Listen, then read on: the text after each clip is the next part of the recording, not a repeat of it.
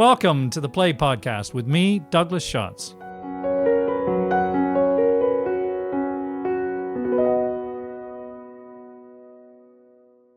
Hello, and welcome to episode 100 of the Play Podcast, where we explore the greatest new and classic plays. I'm Douglas Schatz, founder and host of the Play Podcast.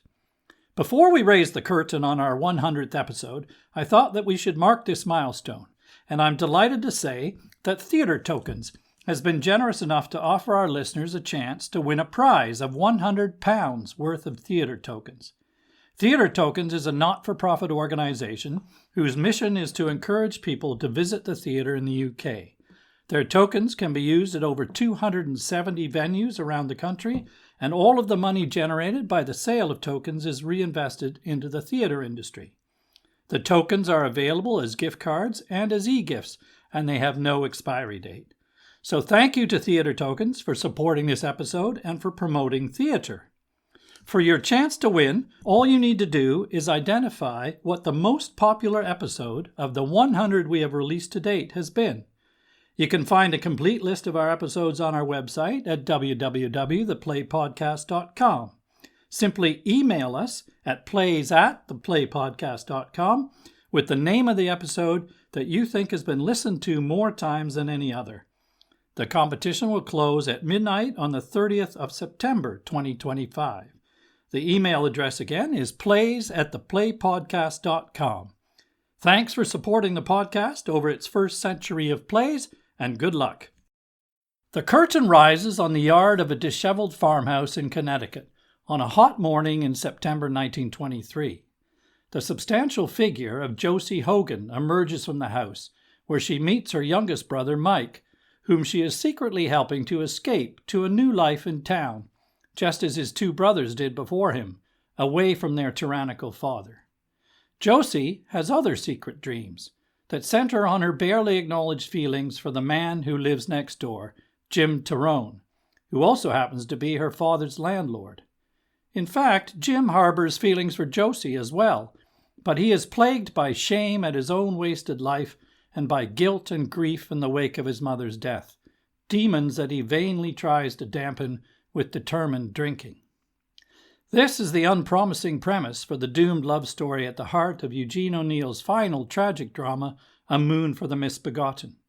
The play is the last of the trilogy of stirring autobiographical works that O'Neill wrote in the decade or so before his death in 1953, that also includes Long Day's Journey into Night and The Iceman Cometh. In fact, A Moon for the Misbegotten is a sort of epilogue to Long Day's Journey into Night, as the character of Jim is none other than the same James Tyrone, son of James and Mary Tyrone, whose tragic family trauma was played out over the long night 11 years before. O'Neill started writing A Moon for the Misbegotten in late 1941, revising it over the next 2 or 3 years before it was first performed in Columbus, Ohio in February 1947.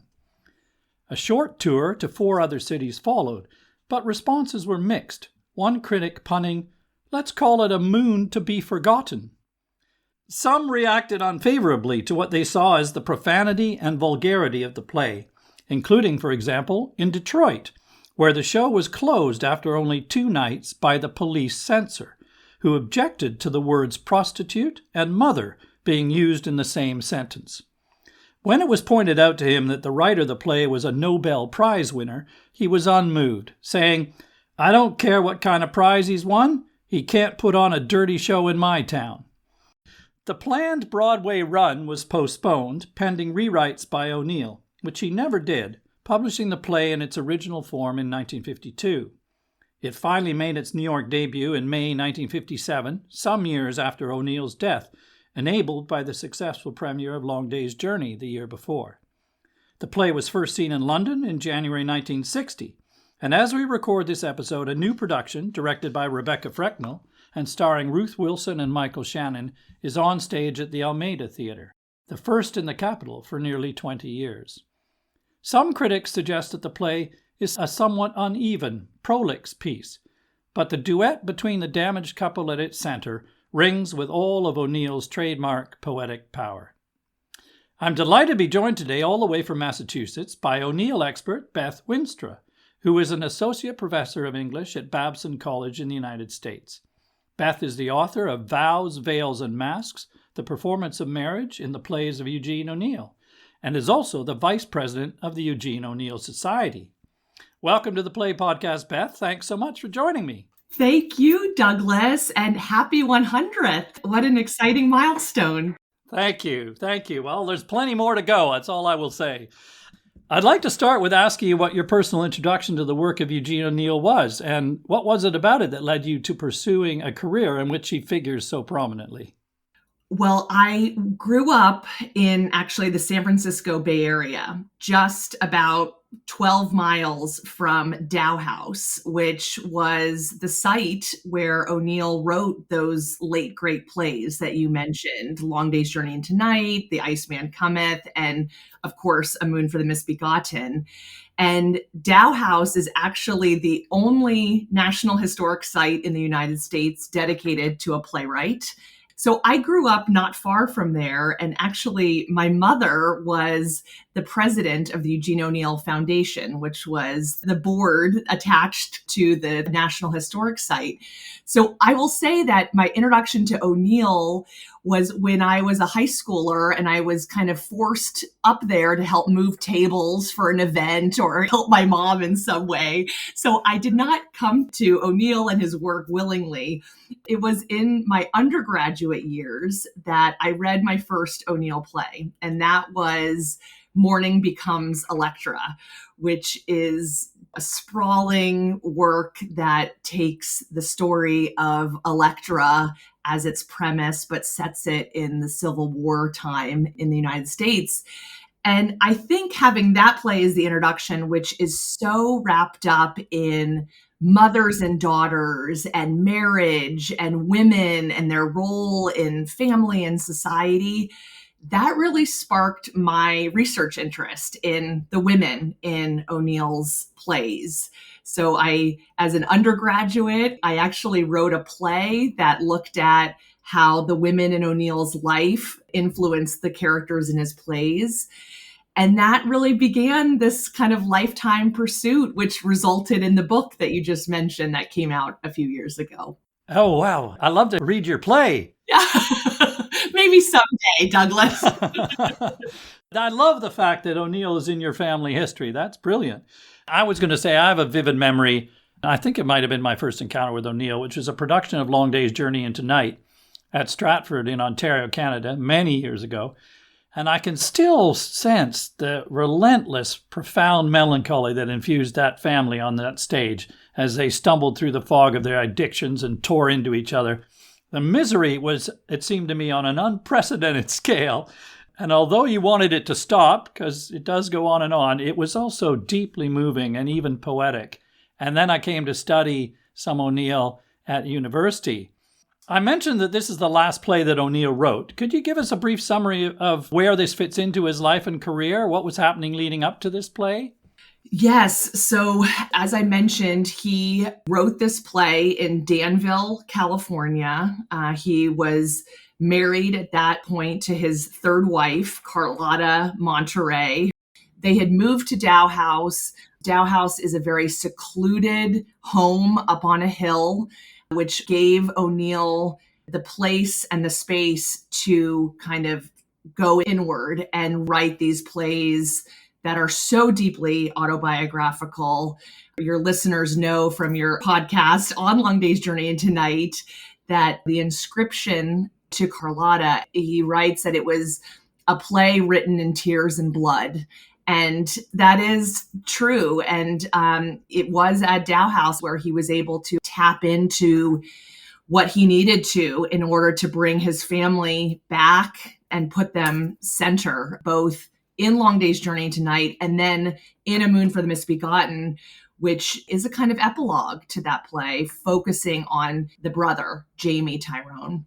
Yeah, these plays are so deeply personal. And as we touched on in the previous podcast on Long Day's Journey into Night, it was very much an autobiographical play based so closely on his own family that he specified that it should not be published until 25 years after his death and that it should never be performed. In the event, his widow, Carlotta, allowed both to happen within a few years. And I mentioned this play is in some senses a sequel, as you say. Could you tell us what are the actual connections between the two plays? And is Moon also that autobiographical? Are there elements of his life in this as well? So we pick up A Moon for the Misbegotten with the character Jim Tyrone, based on O'Neill's own brother. So that character is very much connected to the real life James or Jamie O'Neill. The premise and the plot of A Moon for the Misbegotten, certainly dealing with Josie Hogan and the interaction that those two characters have in the play, is fictitious, although Josie Hogan has connections to real life women that he kind of took to craft her. The shocking admission that Jim Tyrone will confess to in A Moon for the Misbegotten is also based on a confession that he gave to his brother, and that Eugene O'Neill was quite literally carrying around for 20 years before he wrote this play. I'm trying to avoid spoilers here. We will actually have to give it away in the course of this discussion, but not yet. Yeah, so as you say, closely based on his real-life brother, who was an alcoholic, and as we saw in Long Day's Journey into Night, was a failed actor, son of James Tyrone, who himself was an actor, as Eugene O'Neill's father was, and who drank himself to death. In fact, this play is set in 1923, only a couple of months before the real-life James O'Neill died from his addictions. So we pick up Jim Tyrone from Long Day's Journey into Night. It's 11 years later when this play takes place. His parents, James and Mary, have both passed. Mary more recently. And there are references in this play to the fact that Jim then felt obliged to stay living with her and to look after her, and in fact got sober himself for a couple of years in order to help look after her, because that's what she would have wanted, as he says. But she has also died, and this has had a devastating impact on him, and he has taken to drink again. Could we give a brief introduction to the characters and a synopsis of the plot? I'm bound to issue a spoiler warning here for those who are still planning to see the show here in London. If you are, you can turn off now and come back later, but Beth and I are going to plow on. So can we just set the scene here and tell us a little bit about what happens? Yes, absolutely. So I will start by saying that many scholars see this play as a way for Eugene O'Neill to further forgive his brother. So Long Day's Journey to Night, amongst many other things, is really a play about forgiveness. And some scholars see that perhaps the character of Jamie in Long Day's Journey to Night didn't get his due as the parents did, and that this was another moment for that to happen. So I think with A Moon for the Misbegotten, at its heart, it is a play about forgiveness, and it is a play about understanding. The plot focuses on really three individuals.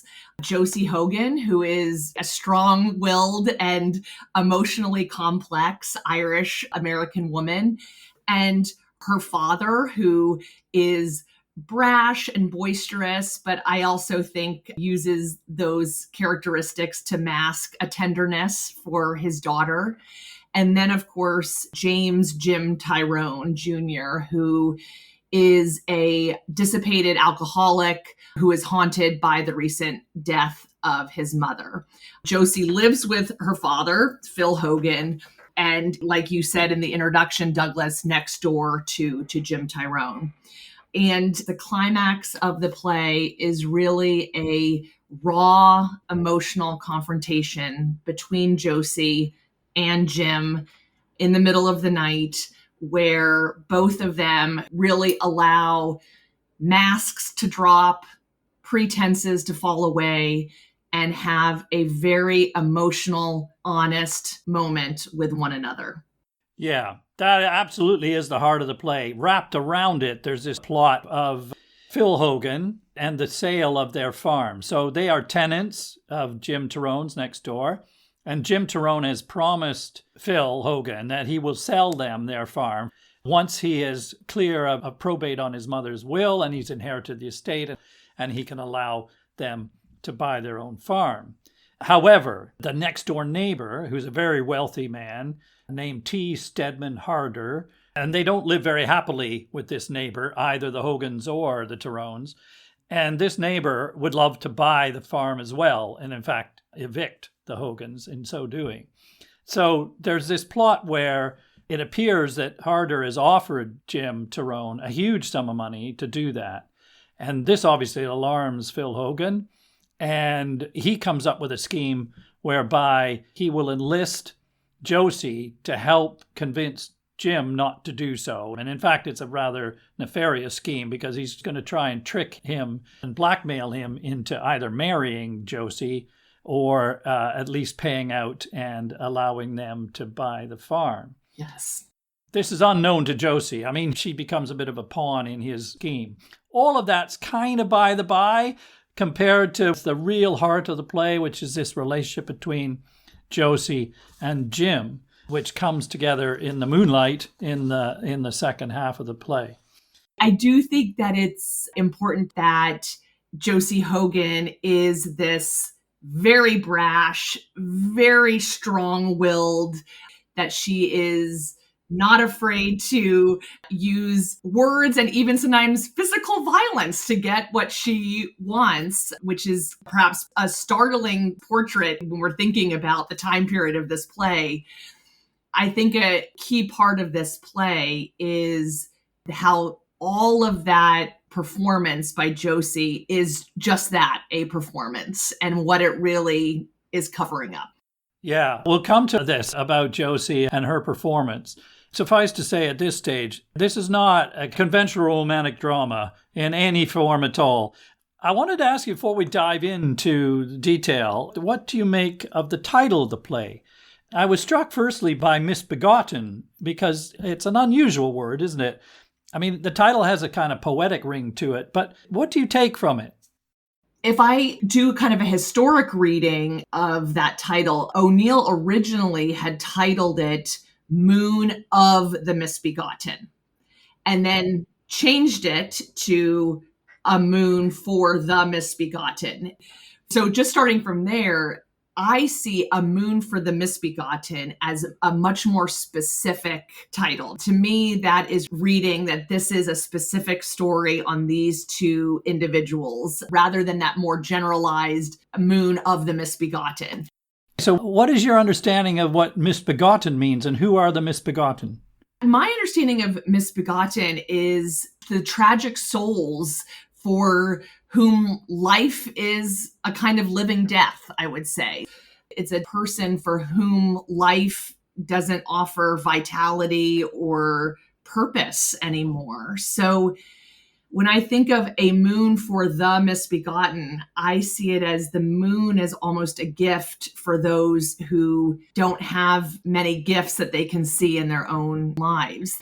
And a moon, of course, is fleeting. It doesn't last long. So this is a fleeting gift for those whose lives have very little purpose at this point. I like that. Yes, a gift, and it doesn't last long. It's also perhaps less than the sun. But thinking about misbegotten, I looked it up in the Oxford English Dictionary, starts with its more literal understanding possibly of illegitimacy. Yes. And then goes on to disreputable. And then the Webster Dictionary even came up with deformed. And the moon, as you say, more conventionally I would thought there's an idea of romance associated with the moon. And actually, Josie refers to that sort of jokingly a lot of the time, and so it's treated with a bit of irony, I suppose. But actually, that's the point of the irony, is that there's some reality as well to her feelings and her hope for romance. And then, of course, the moon has also been associated with chastity, and there's a running theme of Josie's chastity, which we're going to talk about as well. Yes. And even the Virgin Mary. There is some specific imagery in the play related to that. I also think it's nice that you said a gift, because I had some sense that this moonlit night might provide a place of escape for these two from the fever of their ordinary lives, and that somehow this moonlight will bathe them in a balm of, you said, forgiveness, peace and forgiveness. And those are Josie's words, in fact, at the end of the play. But I might be getting too poetic there. No, you're in O'Neill territory. You can't get too poetic. I'm allowed then. No, you are very much allowed. Also, jog something in my own mind in terms of the definitions as well, and this idea of illegitimacy, and to remember that, both of these characters are motherless. And this is something that I think bonds them in some way. And they both talk about it, certainly Jim in much more detail, but Josie, I think, is haunted, and her father asks her, "Do you remember your mother?" So the idea of being orphaned or without a parent connects to illegitimacy. So all of these things, I think, also have a connection to that misbegotten. Yeah, so we didn't say, but Josie's mother died when she was 8, giving birth, in fact, to the third son.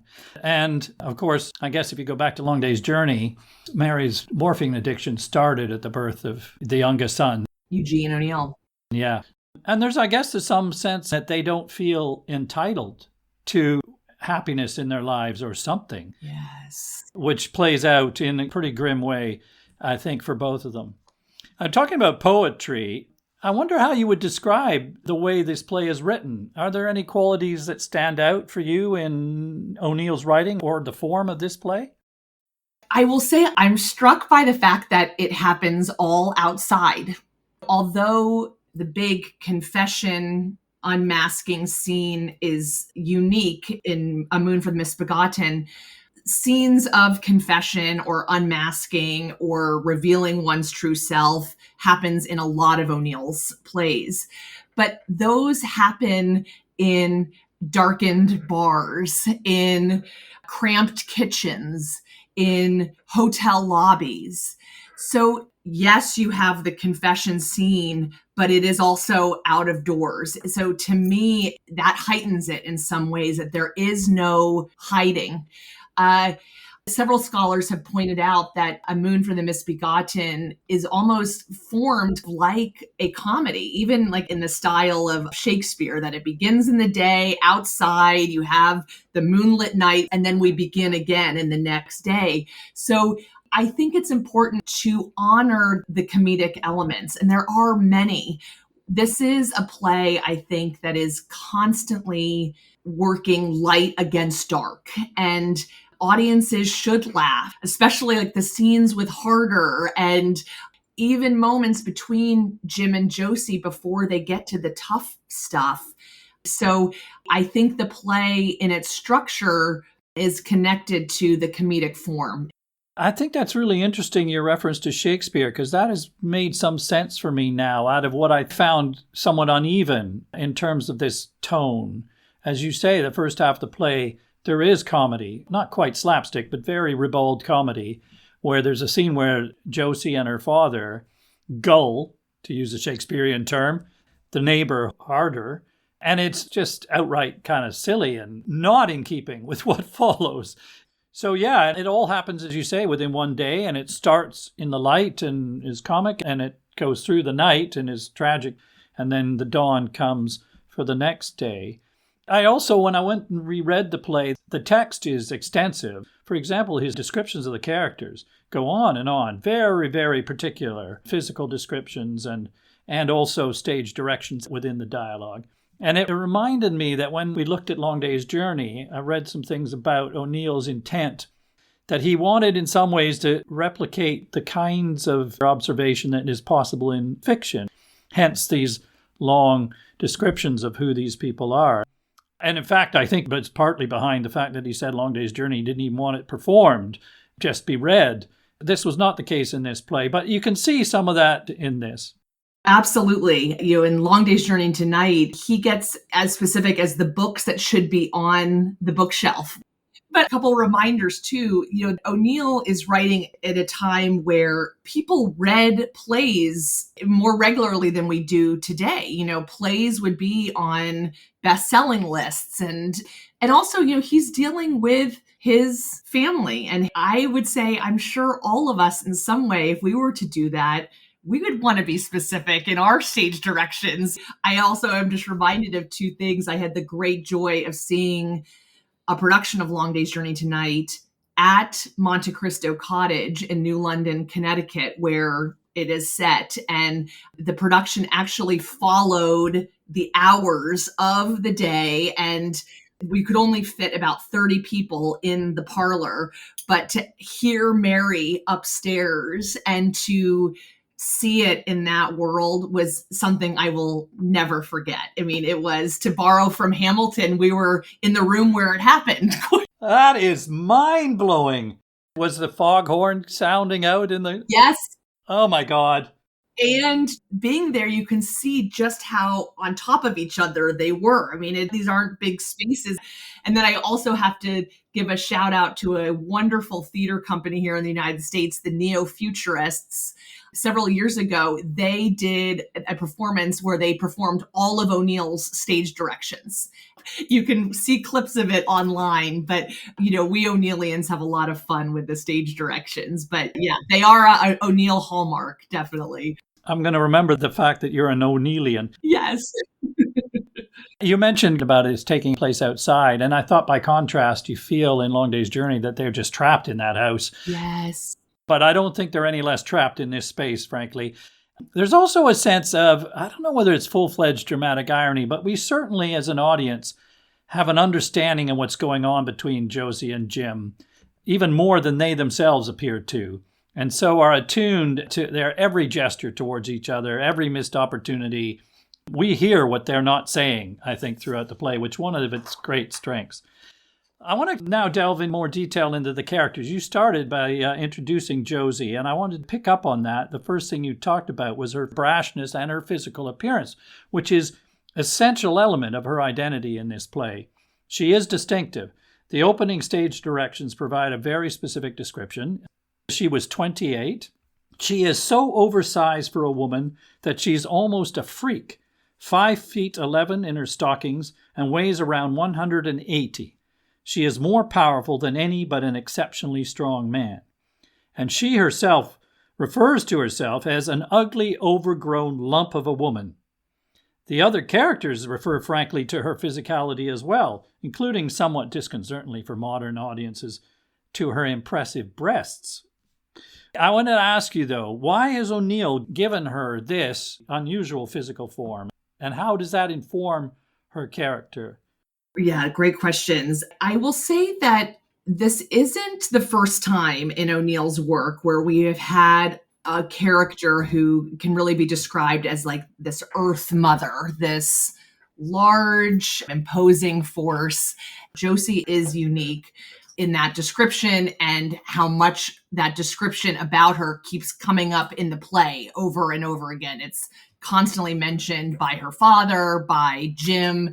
And herself. I first think about that description as really highlighting that Josie is a very different woman than what would be expected at the time. So, oh my gosh, 28 years old and not married, her life is over in terms of thinking of it in 1923. So I think we can see that her stature is really highlighting her difference. She is not following any kind of social convention. I see a very strong connection between her physical stature and this idea that she is very, very much out of sync with the society in which she's living.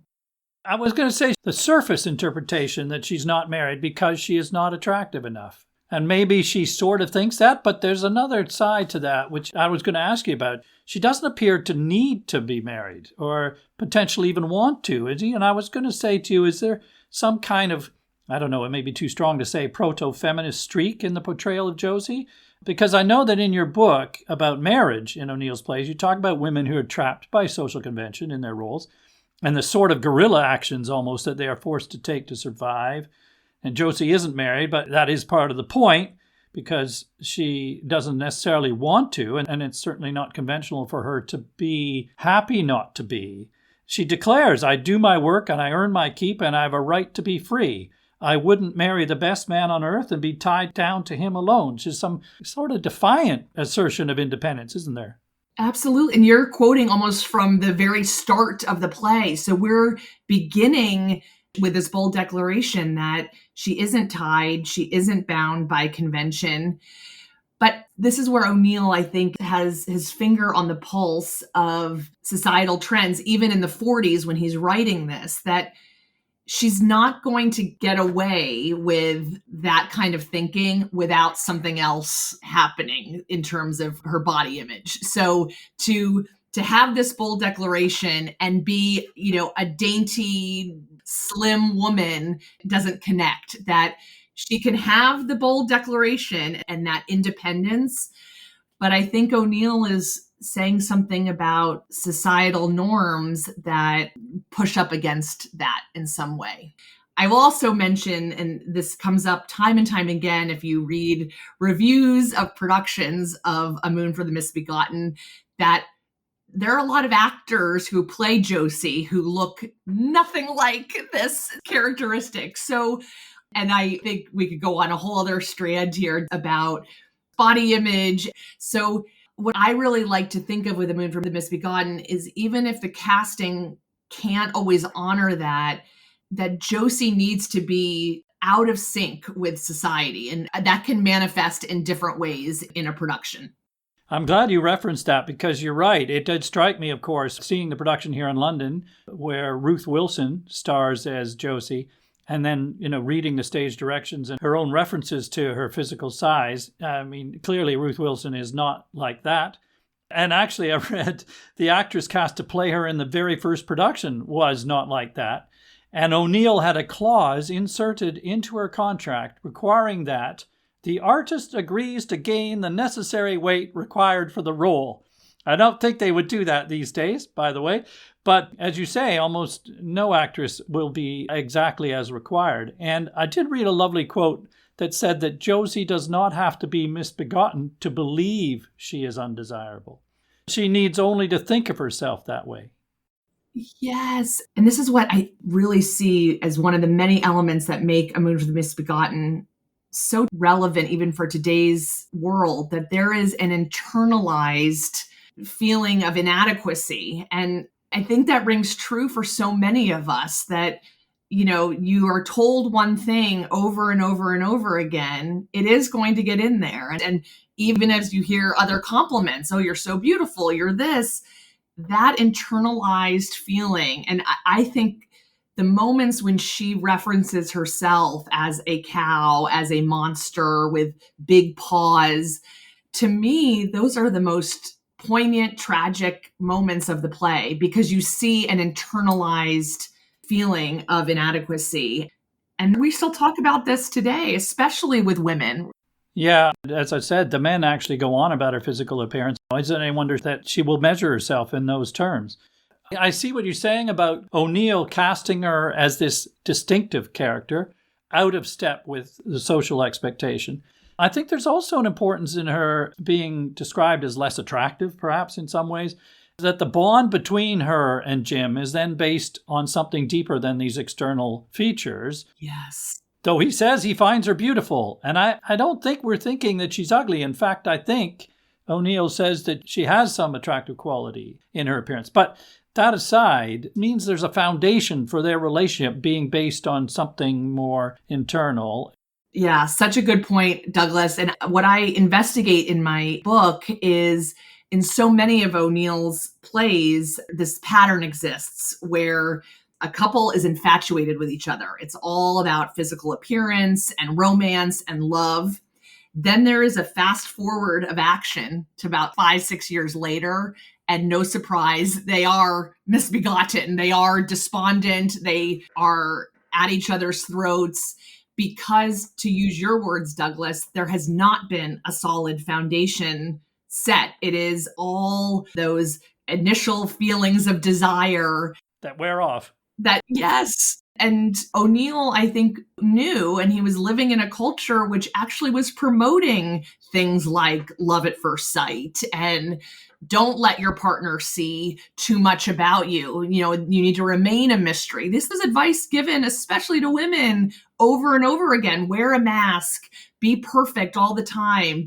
And I would argue that we haven't quite shaken all of that, even in our more honest today. So you're right. I think A Moon for the Misbegotten is different because we have a couple that is starting from a different place. I also thought that perhaps her less than perfect, shall we say, physical character mirrors his less than ideal moral character. Yes. In some way, or they both have trouble coming to terms with who they are for different reasons. Hers is something to do with her appearance, I guess. But she also has, as you said before, a very brash manner about her. She's tough, outwardly confident, even crude at times. She seems indifferent to the opinion or expectations of others.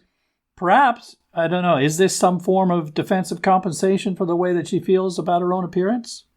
I think so. And this is where O'Neill has this remarkable ability to, a character will say something and then backpedal, and you can see it in the stage directions, and you can see it in, especially, like, I'm thinking there's so many moments between father and daughter in A Moon for the Misbegotten where they are cruel to one another. And then there's a feeling of remorse, or, and Long Day's Journey to Night, that is very true with the character of Jim Tyrone, will say things and then backpedal. So I do think that a lot of that brashness, if you look at the stage directions and even in Josie's kind of self-correcting, it becomes obvious that that mask, which seems to be so firmly planted at the start of the play, has cracks in it and is really a defense mechanism for the world in which she's living. Yeah, she builds an aggressive shell to protect herself, in a sense. And you reminded me earlier about her being orphaned in a way. She lost her mother early and has lived in a house of men, 3 other brothers and her father. So she's had to fight for her place without a female model or support. And so in some ways knows no other way to behave. It is the way to protect herself and survive. Another aspect of her character I want to ask you about is her deliberately, it seems, contrived reputation for promiscuity. So they talk about her, and she doesn't disown. In fact, she actually somewhat defiantly owns a reputation she seems to have for being with all sorts of men. And that this has sullied her reputation. Her youngest brother says, no respectable man will want you. She seems to embrace this reputation. Why does she pursue and promote this reputation of herself? I think it is, again, if we're talking about these masks, these kind of mechanisms for self-protection. A woman in 1923, 28 years old, not married, living with her father, I think that's a difficult person to place in a society. How does she fit? And so by her being able to create this role for herself, it gives her, I think, a kind of tethering. It gives her a kind of way to exist in society that people, in a way, leave her alone. It's an odd thing. It's a reputation built on not being left alone and really seeking these men. But it becomes almost a place of safety in that she has this reputation. People know what they're getting with her, and she has a role to play, if that makes sense. Are you saying she's put herself in a position to be written off as any possible joiner in conventional society, to be married, for example, to have any suitors? As you say, it's contrary to convention, because to be so open, to signal her sexual desire to have multiple sexual partners is certainly out of step. It may be that some part of her is trying to kid herself that she's capable of that and that she could be loved. Though what we discover is that this is not the truth. She is making this up. The men who she's been with do not own up because they would be embarrassed by the fact that they did not actually complete a relationship with her, and brag that they do, so they support each other in this lie. And it takes a while for the truth to come out, that she's actually a virgin, pretending otherwise all along. But we do pick up some signals, don't we? How much do you think we sense that her father and Jim understand what's going on? Before touching on that, I will say, I think with Josie's performance as this promiscuous woman, a lot of it also is fear. And we learn that she does have these interactions with men that get to a point and then she leaves them. So I think it is a fear of falling in love or falling for someone. And that means giving up that independence, which she values. I think it's so interesting in this play that all of these men are also masking, that like, oh, I've been with Josie, and it is just an act also. I think the tender moments of this play are in the revealing that Jim and her father know all along, and that they're willing to go, not so much Jim, but certainly her father is willing to go along with this, because I think as a parent, he understands a lot of the dynamics that are at play here. And those of us, I think, with children or our children, I think can recognize that move in families where they will go along with the performance because they can see why it is happening. And how important it is to her to maintain it. Absolutely. So he's not going to pull the rug out from under her somehow. He recognizes the psychological crutch it is for her, I guess. And I think you're absolutely right about fear. So again, it's another protection mechanism of sorts to deflect expectation. And she has a fear of seeing it through, there's no doubt. And interestingly, Jim actually calls her on it, of course, a couple of times, but very explicitly. He describes what goes on, that you kidded them until you were sure they wanted you. That was all you wanted. Then you slapped them groggy when they tried for more, but you had to keep convincing yourself. That's quite heartbreaking in a way, that she's attractive enough to attract them in the first place. And also that Jim also realizes that this isn't her, right? Jim understands that the real Josie is someone else, and in fact says so, I think, in one of the most telling lines when he says, just be yourself to her. Yes. And as someone who has read so many of O'Neill's plays, a line like that is a rarity. For someone to say, be yourself, that often does not happen between two people. So just looking at it again in this final play at the end of a long career of characters who have a very hard time doing that very thing of being themselves. Absolutely. They don't much like themselves most of the time. No. This supposed reputation sets up this scene, partly to do with the way the plot unfolds, as I alluded to earlier, where she is to play the seductress with Jim, ostensibly in order to trick him, to blackmail him. And she is motivated by revenge in some way because her father has told her that Jim is not going to sell them the farm, has agreed to sell the farm to Harder, and she is absolutely outraged by this betrayal.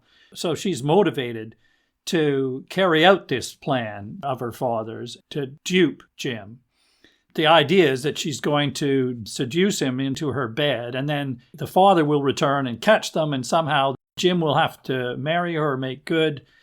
I think the important point of this is how it sets her up to have to behave as a seductress. When she's pretended to be a seductress but is actually a virgin with someone who she has to then pretend that she doesn't care about but really does love, it's so loaded with emotional layers, this scene, isn't it? It is. And I was struck a couple of days ago preparing for our conversation. Of course, I read the play again, and I've read this play so many times, but that emotional layering still gets my heart beating, even though I know the ending. And it is a play is essentially about performance. And I think that what you had mentioned earlier about dramatic irony only adds to that complexity, that we are in on this. We are watching these characters go against what they really want to do. We see how they're forced into these roles that they're not choosing to play. And that has deep symbolic value for what we're often asked to do that goes against what we truly want or what we know is right. So this gets into some heavy ethical territory too. That's fascinating about the roles they do not want to play, because that's happening all the time. But the conflict that's going on within her that we see played out, and as you say, as an audience, are so attuned to because of these layers. I mean, even initially, very simply with this supposed rage she feels, but actually she cannot help but be softened by her feelings for him when he speaks openly and honestly or when he looks vulnerable. And even before the big confession, the moment where he actually reveals that he is going to sell the farm back to them and that this whole scheme, there was a big misunderstanding what the father thought. I find myself every time I read this play giving a big sigh of relief. I feel like I'm holding my breath as I'm reading this, and you get to that moment and she can let go and, oh my gosh, you really are the person I knew you were. And then she can let her guard down. And so that moment when she can see Jim as not a schemer and not just ruled by money, that is the door opening to what will come right after. Well, yes, that is a critical moment for her, and you have every hope at that point. But as we'll come to, it doesn't actually turn out that way. She does allow herself at that point to acknowledge her feelings and even express them, and thinks that her love can make a difference for him and that he will come to her. And I want to come back to what transpires after that between them. But let's talk a little bit about Jim and how he gets to this point. The stage directions describe his now dissipated good looks and Irish charm, but he is haunted, isn't he, by grief and shame, which manifests as a profound weariness, a constant, deep self-loathing, alcoholic self-abuse. The drinking doesn't offer escape, though, does it? He's killing himself, and he even seems to wish for death. He speaks several times of a wish to die, that it would bring to end the torment of his life. The first moment we see him, Josie says something like, it looks like he's following his own coffin. So it's almost like this death march. And then talk about performance. Josie sees him walking and he doesn't know anyone is looking at him. And it is all those feelings. And then he notices that Josie and her father are watching him and he can turn on the performance. He can turn on the charm. So I'm struck also, given what you've just said, Douglas, too, how much is made in the play about how alcohol is not doing what it should be doing, right? That he's not as drunk as he should be, given how much he has been drinking. So to your point about alcohol usually as an escape, we've gone beyond that point, that even alcohol, the best bonded bourbon that we hear a lot in this play, isn't doing what it should. Yeah, he says as much. Don't let me get away with pretending I'm so soused I don't know what I'm doing. I always know, or part of me always knows. That's the trouble. We can't fool ourselves as well. This performative thing, there's no escape. Even though we're performing all the time, they know underneath the ghosts, as he refers to them, are still there. And actually, that seeking to escape reminded me of a cat on a hot tin roof and the click, that brick, is it, that he needs. Yeah. And it just doesn't come, and then click, it comes. The click never comes for Jim, it seems. Such a great connection, Douglas. Absolutely. That yearning for the click. And we see similar elements in O'Neill's The Iceman Cometh, which takes place in a bar. And these individuals seeking escape that for a lot of them does not come because they're past the point of self-medicating.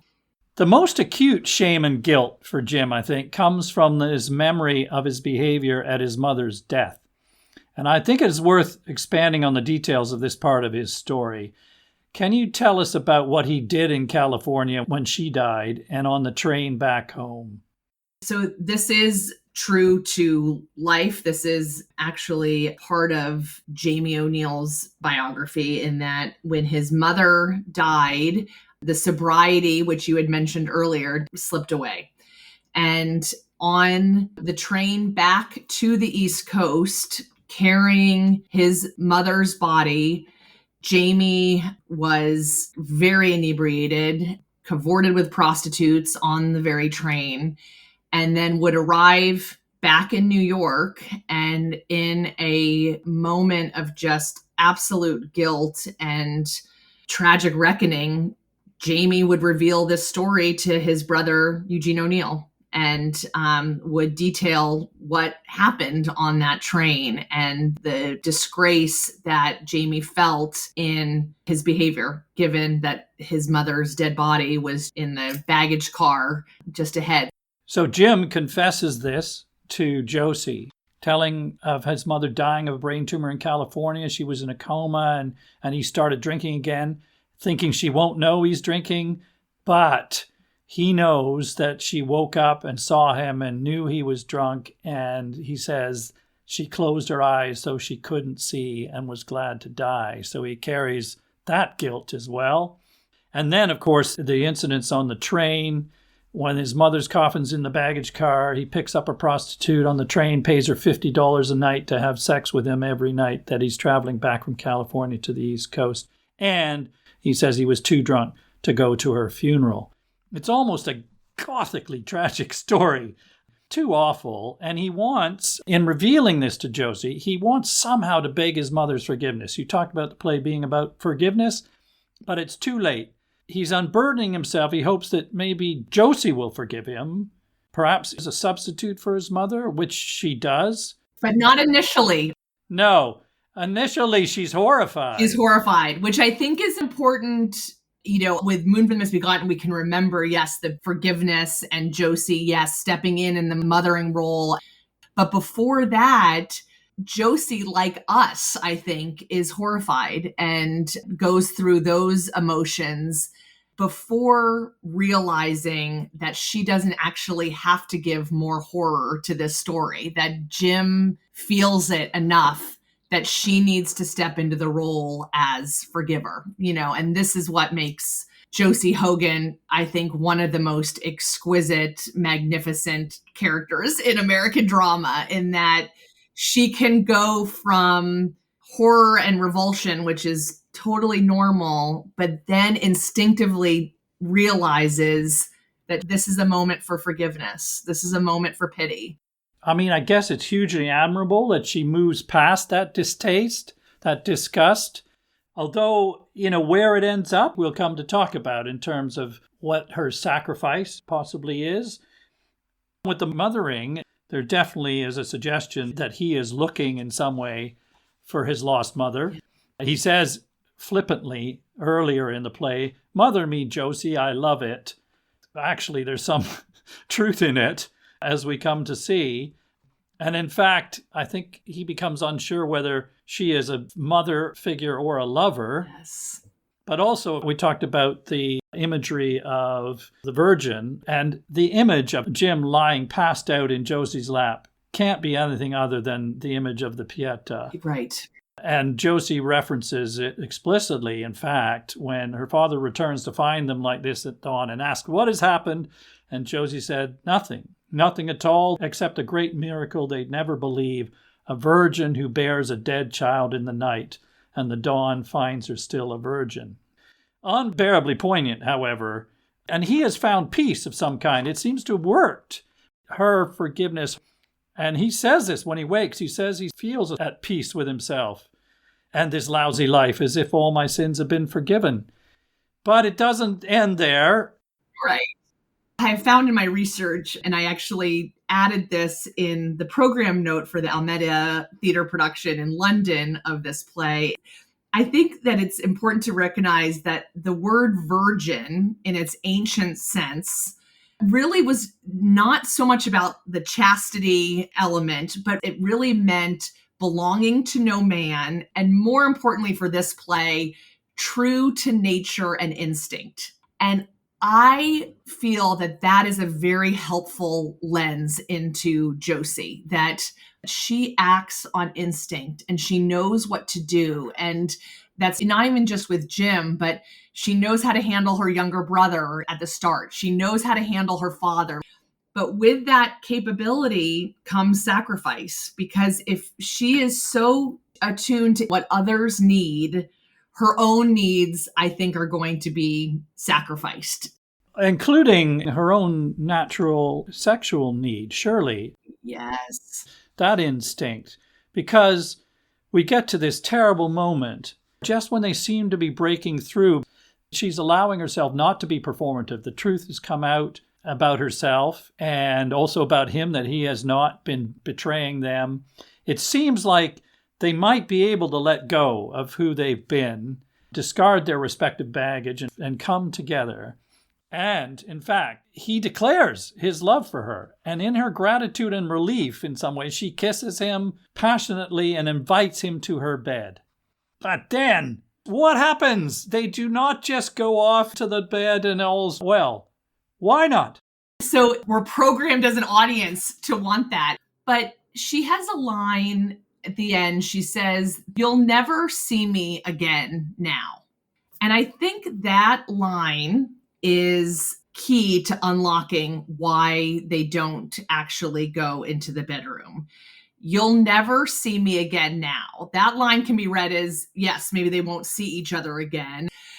But I also read it as, you can't see me in the same way ever again after this night that we've had together. That there has been so much honesty and truth revealed, which in a lot of O'Neill's plays would have been very helpful for couples to start from this point.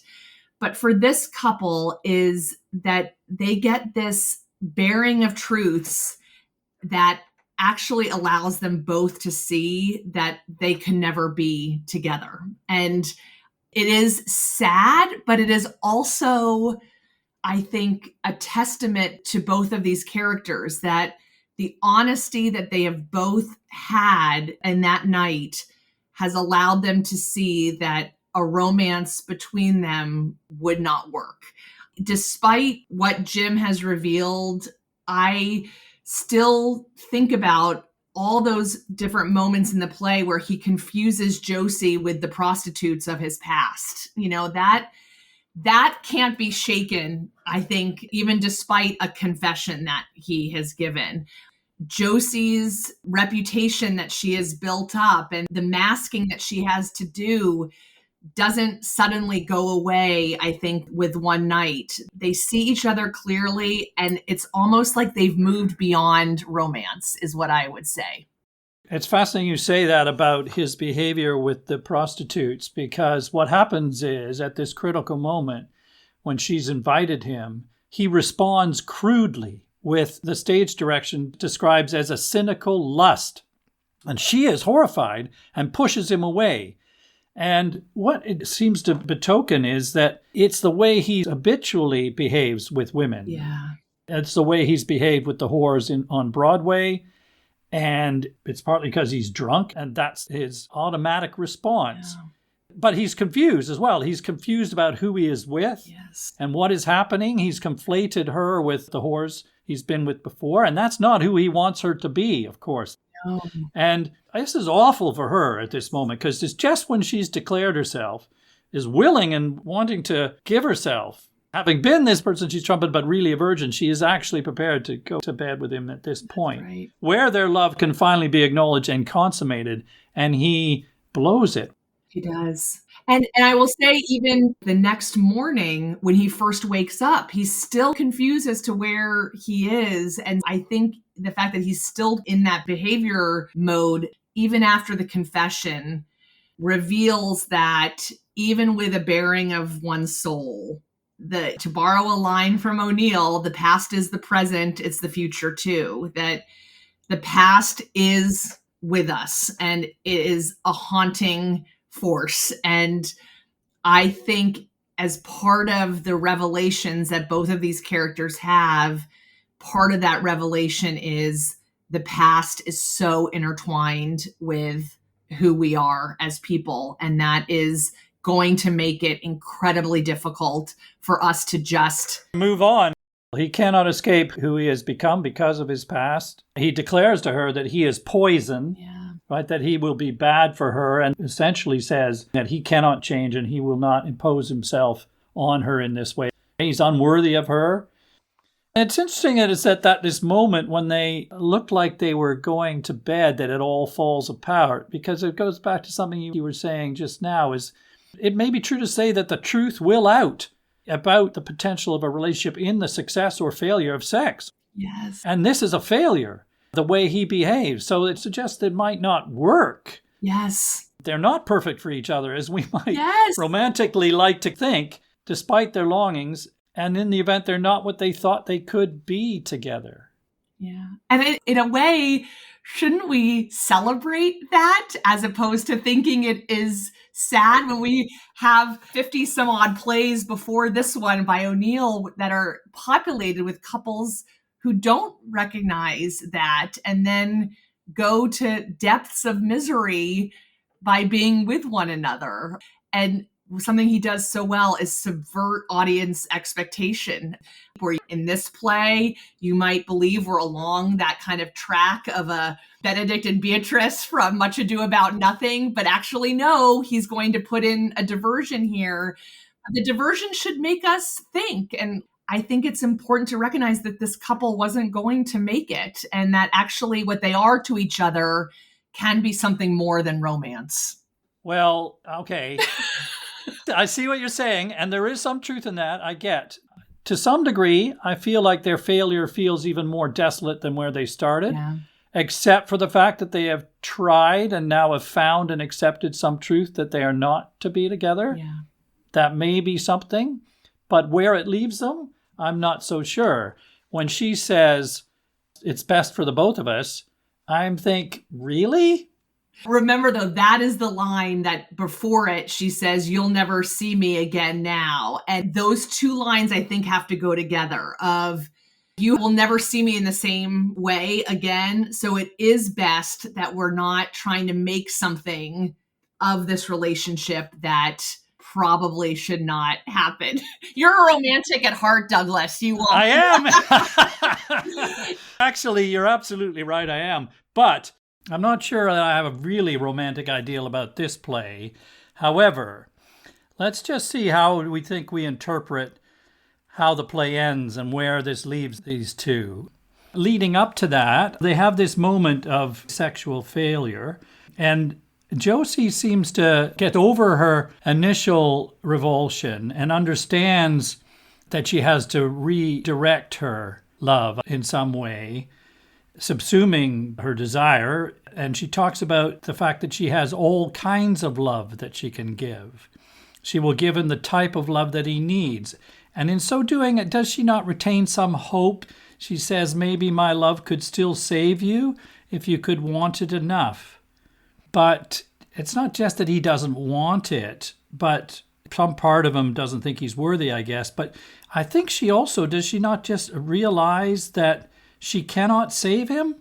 This is going to be an unsatisfying answer, Douglas. I would say all of the above. I think it is elements of all of what you have said. I think there is a frank understanding coupled with the attempt to consummate, which does not end well because Jim is haunted by his past. And I think that is going to be a barrier for these two.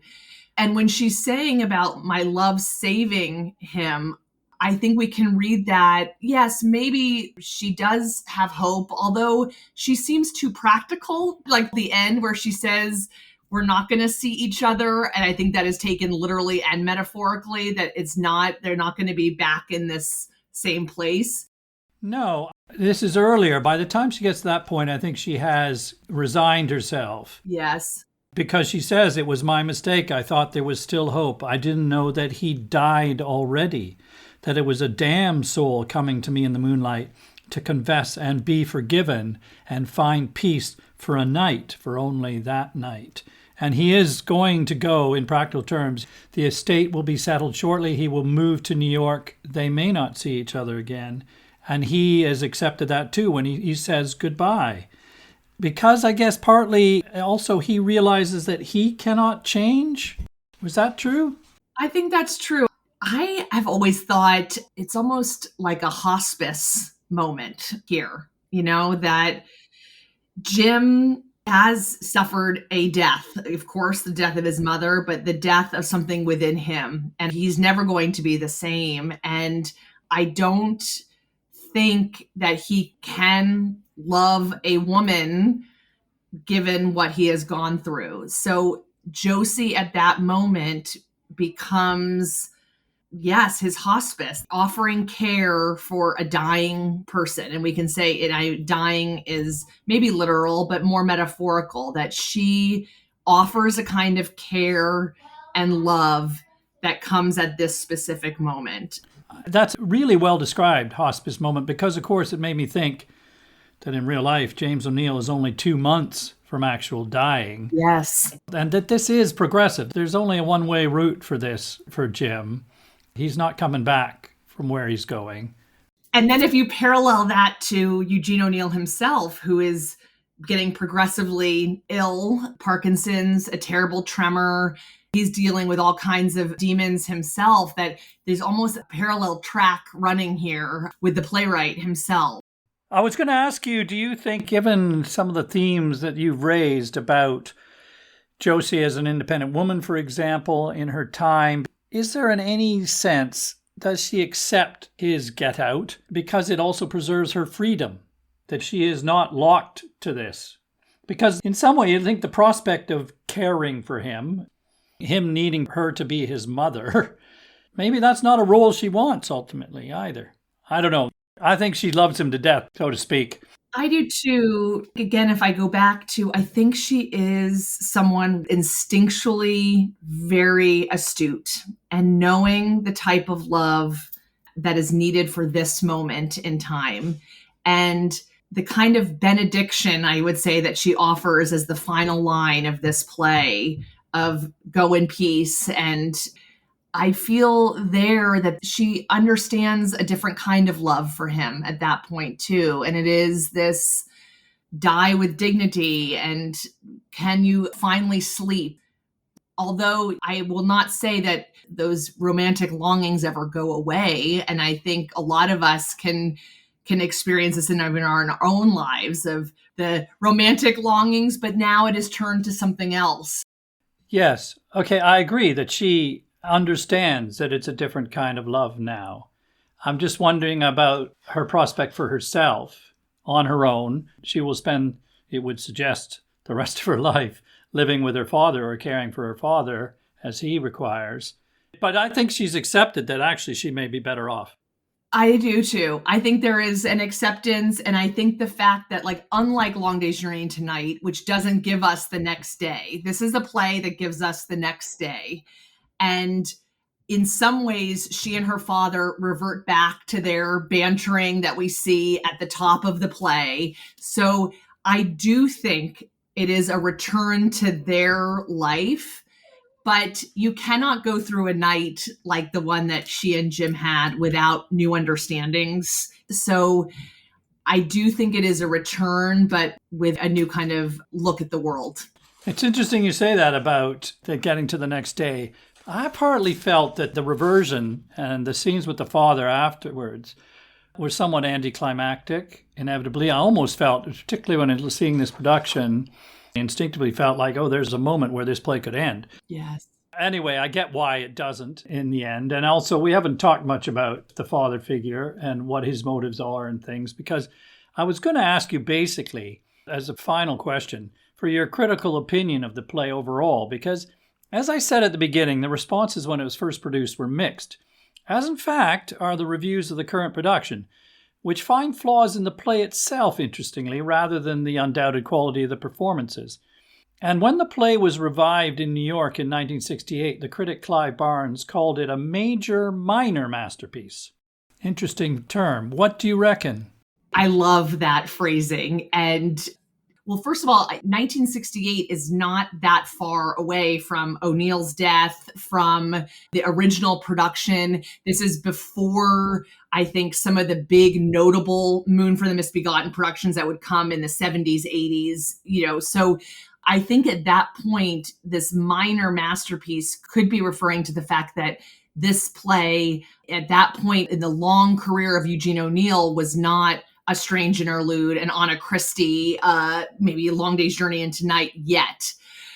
Also, structurally, character-wise, this is a small play. This is really 3 characters. Yes, you have the brother for a little bit and Harder, but this is really the 3 characters and then really the 2 characters.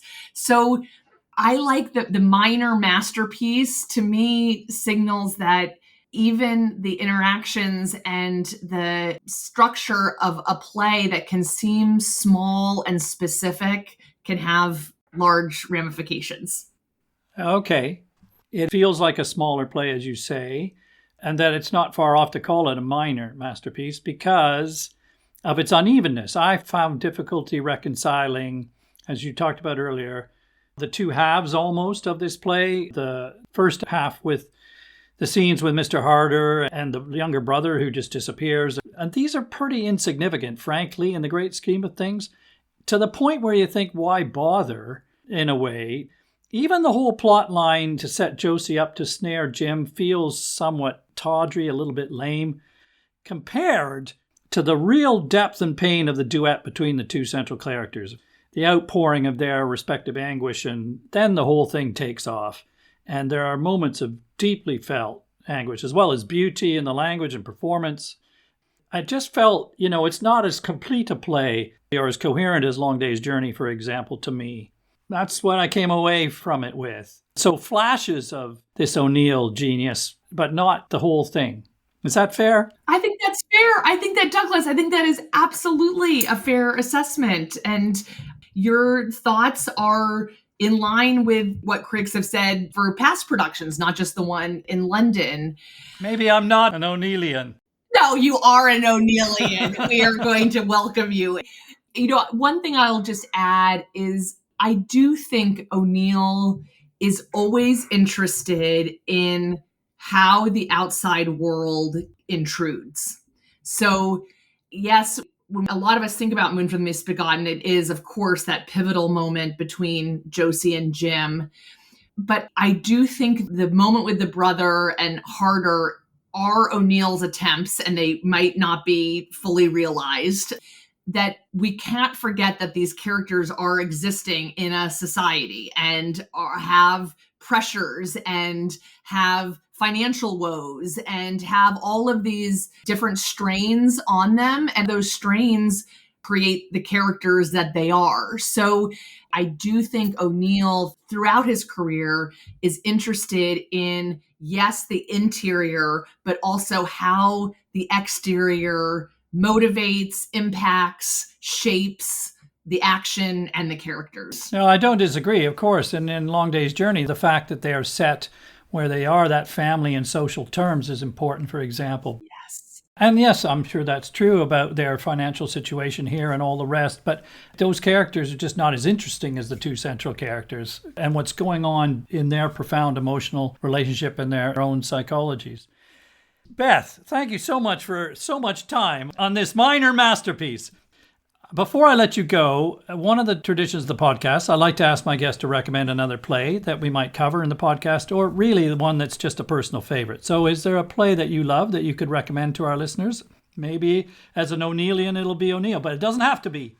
Okay. Well, I have seen that this is a hallmark of your wonderful podcast. So I have been thinking about this question. And we started with my history with O'Neill, and that my first play was Morning Becomes Electra. And I think since that time, I have long loved the plays that wrestle with a canonical or ancient text. So I'm going to cheat. I have to name two plays. My first is one that is electric on Broadway right now, and that is John Proctor is the Villain by Kimberly Bellflower.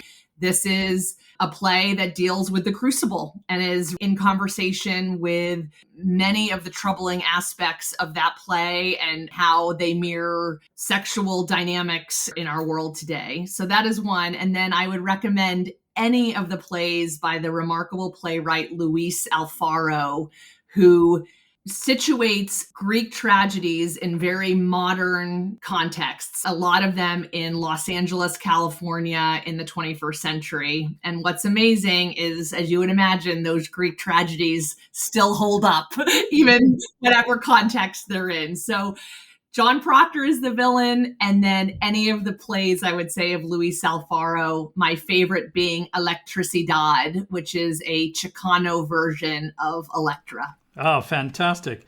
I love asking this question because I get answers that I have no knowledge of at all, so that's brilliant. Beth, thank you so much. Douglas, thank you. A Moon for the Misbegotten continues at the Almeida Theatre in London until the 16th of August.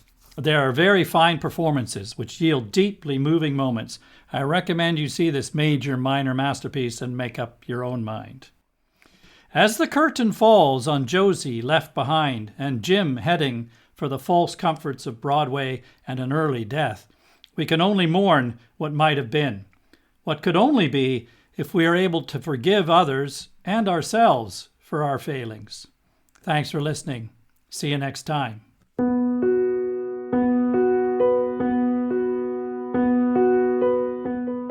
There are additional footnotes about this and every other play that we cover in the podcast available to our patrons.